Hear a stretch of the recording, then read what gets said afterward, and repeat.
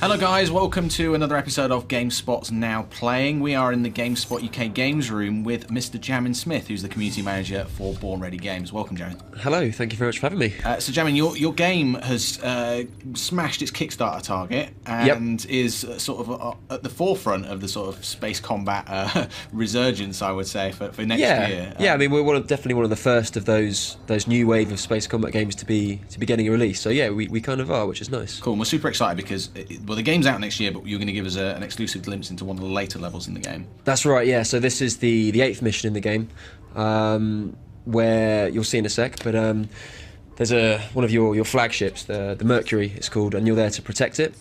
Make sure the intel that it's secured is safe, because the intel has the chance of saving Earth. Earth is in a situation where it might get destroyed, and the Mercury holds the intel to keep that safe. So that's what we're doing here. So tell us a bit about the actual ship that you're piloting, because the first thing you're going to notice is that it's a combination of kind of traditional space combat, but with mech as well. Sure. So, I mean, we'll talk about the old space combat games of yesteryear, of the the mid-90s. We went back and we looked at those games, and there's a problem that we call jousting, which is where when you're targeting an enemy and you end up flying just back and forth past it, trying to take it out. That was a solution that we resolved by introducing a mech. So you can transform. You'll see shortly when I do that. But you can transform from a fighter to a mech, which means you're manoeuvrable. You can turn around 180 degrees a lot more quickly and take out your enemy. So the strike suit isn't a gimmick. It's a direct solution to an archaic problem that we feel. I mean, those space combat games of yesteryear are great, but they have aged, and we see this as a solution to that problem and to make the genre relevant again, essentially. So the ship is, we feel, making the genre relevant to today's gamer. And tell us a bit about the work that you've done with you said it was Gingy, the guy that's done quite a lot of mech designs in the past to kind of get that authenticity. Yeah, sure. So Gingy, he's worked on Steel Battalion, Infinite Space. What else did he do? He did Appleseed, if you're into anime. So for mech fans, he's quite a big deal. So to bring him on board and design our strike suit, not just the strike suit, but other ship and craft in the game as well, really brings an Eastern edge to the game. So this is the strike suit here, you can see. You'll notice it's dictated by, you can transform based on a flux meter at the top of the screen there. So when you kill enemies and when you take damage, that bar will fill. But yeah, Junji's been absolutely fantastic to work with. He's traditionally a very his mech designs are very Western in flavour.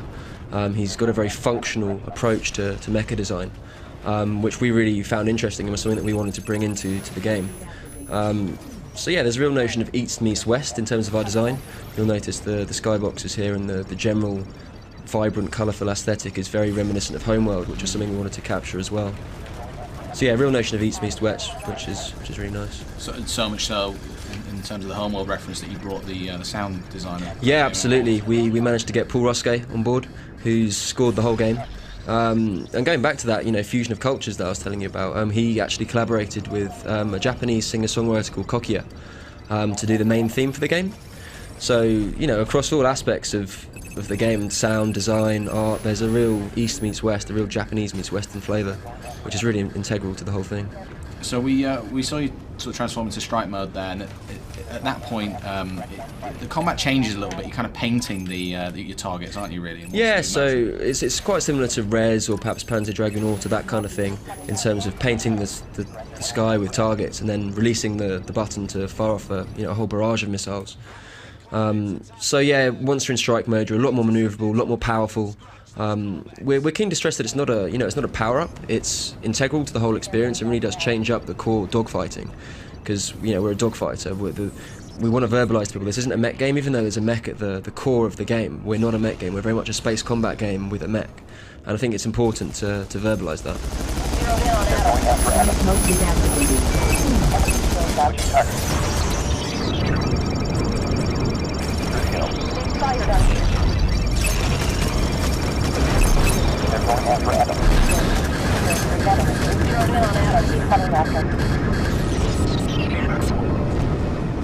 Just about survived that one. Yeah, that was a close shave. You'll notice I boosted out of there as quick as I could. So for anyone that hasn't noticed, at the top of the screen there's the armor bar, which is completely empty at this stage, and then recharging shields at the top, and then that flux meter you were talking about basically fills up during normal combat, I think, and then when you go into strike mode, you basically use that up whenever you're firing at the enemies. That's correct, yeah. I mean, the strike suit isn't just there for offensive purposes. You can use it for defense as well. I mean, if you've noticed you've got missiles locked onto you, you can transform and dash out the way. So it's just as good for evasive manoeuvres as it is for offense. There's a lot of option strategy and a lot you can do with it. This isn't over yet. There's more coming. Coming back from switching target.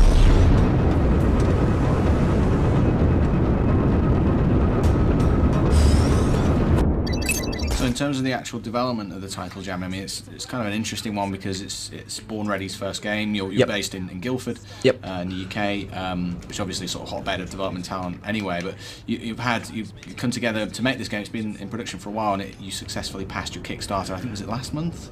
Yeah, couple of weeks back now. Couple of weeks back, okay. Yeah, so I mean that's been a great boost to them. You know, both the morale of the studio, and it's great. We went into that Kickstarter not knowing how it was going to go down. This is a genre that's been dormant for a while. How are fans going to react to a new game? And it's just been overwhelming how well it has gone down. So it's been great for us. And so in terms of that, I mean, it's a case of the people that was it 1,000 people got into the closed beta. That's correct. That was at a certain funding level. So yeah, but other people are going to be able to still, they can still invest essentially and get the game. Yeah. I mean, we've still got, if people are liking the look of what they see, we've still got pledges running through PayPal, actually. Right. So you can still get some of our rewards. So there's some really cool stuff in there, actually. We've worked on 3D models for the game, so 3D figures of the strike suit, which is really quite cool. And some of our artwork, I mean, art's the big thing for us here. We think our skyboxes and our universe we've created is something really quite special. So we've got some really cool paintings and artwork and that kind of thing. So if you're interested in that side of it, do check it out. And then later on, you were saying before to me that you've got Oculus Rift support coming, but the actual development kits aren't in the office yet. Yeah, exactly. So our kit should be arriving hopefully this month, so in a couple of weeks with any luck. And actually we should explain what Oculus Rift is. So Oculus Rift is it's a VR headset of sorts, but really looking to make it viable and relevant, because VR in the past hasn't gone down exceptionally well, but Oculus, which it itself was a Kickstarter as well, actually, which was successfully funded. Dev kits are in the process of being made now, and the reaction to it was really positive. I actually got to try it at PAX earlier on in the year, and it was genuinely mind-blowing. I think it's going to completely turn the industry on its head. Wow. I can't wait for it to come out, and this might sound ridiculous, but I'm more excited about that than any of the next-gen consoles. Really? I think it's going to completely change the way we play games. So you guys are excited to get a hold of this? Yeah, I mean, admittedly, I'm slightly more excited than everyone else purely because I've tried it. It does come with that slight sense of nausea, but that's something they're working on. Right. Okay. That'll be fixed. Because it's still being, obviously the dev kits aren't even out there yet. The final exactly. product isn't built at this stage. Yeah, exactly. So I mean, for Strike Suit, you notice I can transform there. Well, not transform. I can switch view to first person. There's no cockpit in there at the moment, but it's something that will be in before the game launches. It's one of the last things that will go in. Oh, you mentioned actually, yeah, some of the art in this version is just being tweaked, isn't it? Yeah. So when you see some of our other pilots talking, their art is placeholder. So the new final stuff will be going in very shortly. They're going after reactivating. Correct, 1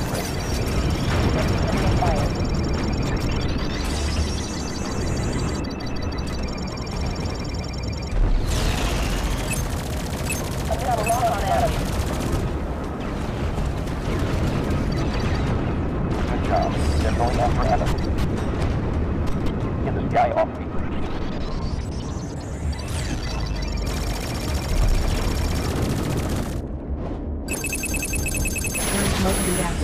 Adam, he's all over. Adam. And obviously, your score then will pop on your leaderboard. Cool. And see how you rank against friends. Yeah, and as I was saying, that score chaser side of it's really quite addictive. So.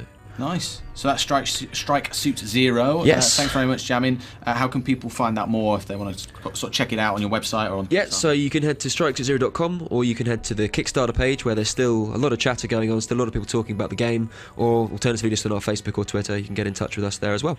Cool. Thanks very much, Jamin. No worries. Thank you.